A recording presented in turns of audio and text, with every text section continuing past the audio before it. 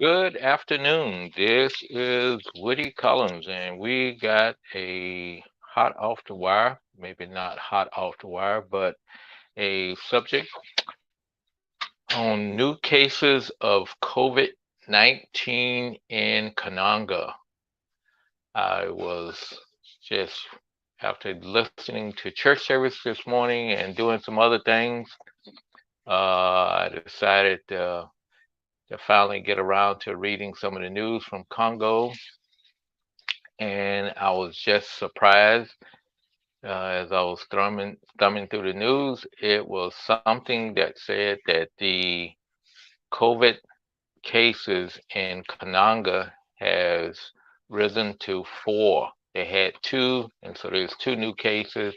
And then there was an article by uh, Dr. Serge, and I had just responded to Dr. Serge earlier, talking about uh, what was about a doctor, whether they could do cataract surgery at the IMC hospital down at the PACS.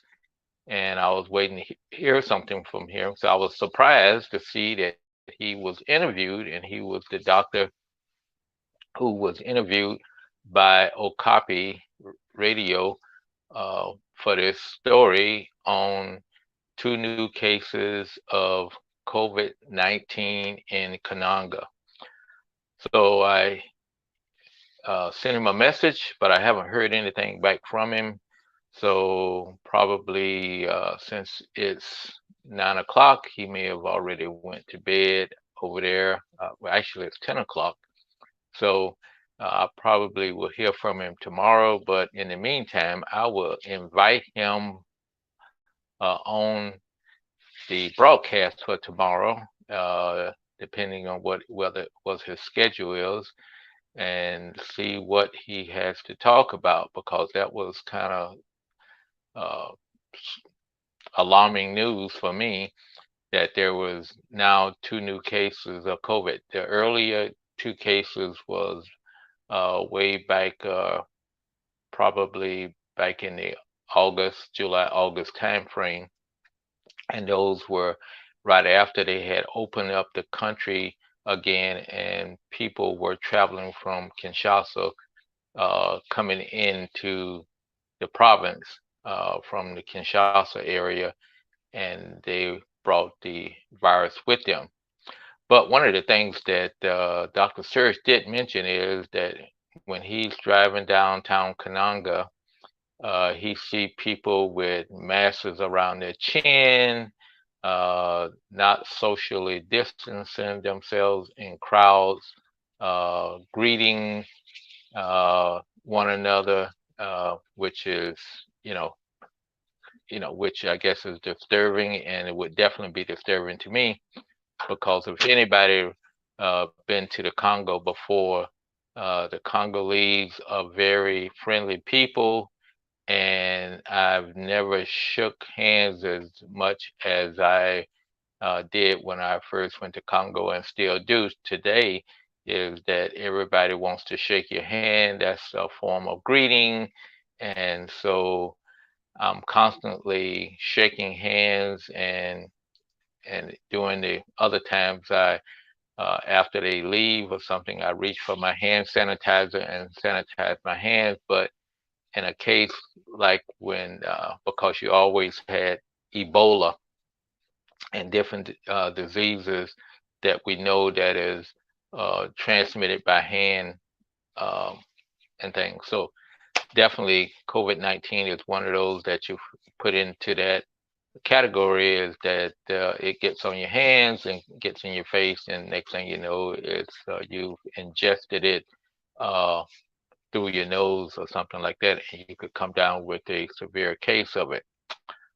So I will hopefully hear something back from him, and we can find out whether those cases are in town, they came from in town, or whether they came from they're out in one of the outlying villages, uh, at one of the border crossings into the province. And we'll see, and see whether It's alarming to the people as it is alarming to me and Dr. Serge. And finally, one of the things that I've always said, and people may say, "Oh, it's only 2 cases." Well, the situation there in Congo is they don't routinely test for the cases, and they have to send those cases that they suspect all the way to Kinshasa. And so there's a plane that doesn't fly every day. So it may be, we complain about a 2 or 3 day lag, a longer, but you can imagine sending stuff to Kinshasa, maybe a 4 a week time period at least between the time you hear back from a case that you have sent up. So what that means is that the virus could have spread it uh, throughout more places and among more people because you don't have that rapid testing. And we know that in Congo, people are younger, so there are more asymptomatic cases that you see, and it doesn't affect the younger people as much. And also, uh, that the Congo hasn't had that many cases because it's a more uh, uh, open uh, place, environment from an environmental standpoint.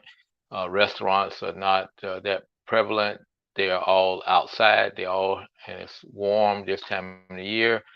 They are just getting into their summer period, so the temperatures are really higher, and also the it rains quite frequently, and rain and heat and water is kind of detrimental to the COVID-19 virus.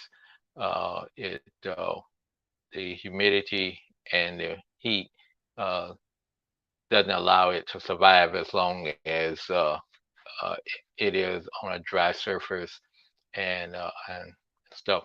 So by not being enclosed, uh, you know, those cases, should be remain low. And so I'm sure that they're thinking that they were home free for a while, that there should not be any cases because number one, it's summer and all the other measures. But when you come up with 2 new cases, that is alarming. So hopefully we'll hear back from Dr. Serge tomorrow, and I'll let you know. And if possible, if he got any really something that he wants to come about and come back and tell us, I will invite him on. He's a good friend of mine and doctor. He's the hospital administrator at Tshikaji, which is the American uh, missionary facility that was built back in the early days. And Dr. Serge is now the administrator, and he was just here a year ago, uh, October, and we were together. And so he's a fine gentleman, and very been keeping up with him, and we've been passing different statistics along about what's going on here in the United States. So without any further ado, let's call it a day, and hopefully just in your time, want you to take care of yourself, take care of your families, be safe, socially distance yourself, wash your hands, and let's keep this pandemic under wraps here as much as possible. And also, let's pray for our brothers and sisters in the Congo that it does not spread beyond the 2 cases that they already have. So we will talk to you tomorrow at 3 o'clock, and take care, be good, and be safe, and be blessed.